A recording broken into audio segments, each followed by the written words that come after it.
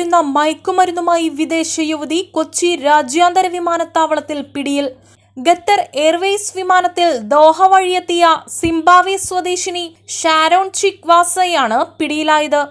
ദോഹയിൽ നിന്നുമെത്തിയ ഇവർ ബംഗളൂരുവിലേക്ക് കടക്കാൻ ശ്രമിക്കുന്നതിനിടയിൽ ബാഗേജ് പരിശോധനയിലാണ് പിടിയിലായത്. കേന്ദ്ര നാർക്കോട്ടിക് കൺട്രോൾ ബ്യൂറോ അധികൃതർ യുവതിയെ കസ്റ്റഡിയിലെടുത്തു വിശദമായി ചോദ്യം ചെയ്തു വരികയാണ്. 3.5 കിലോ വരുന്ന മയക്കുമരുന്ന് എന്താണെന്ന് തിരിച്ചറിയുന്നതിനായി ലാബിലേക്ക് പരിശോധനയ്ക്ക് അയച്ചിരിക്കുകയാണ്. ആഫ്രിക്കയിൽ നിന്നുമാണ് ഇവർ മയക്കുമരുന്ന് കൊണ്ടുവന്നത്.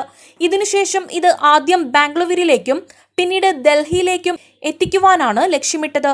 ഇതിനായി ബംഗളൂരു വിമാനത്തിലേക്ക് കയറ്റാൻ ശ്രമിച്ച ബാഗേജ് പരിശോധിക്കുന്നതിനിടയിൽ സിയാൽ സുരക്ഷാ വിഭാഗത്തിന് സംശയം തോന്നുകയായിരുന്നു.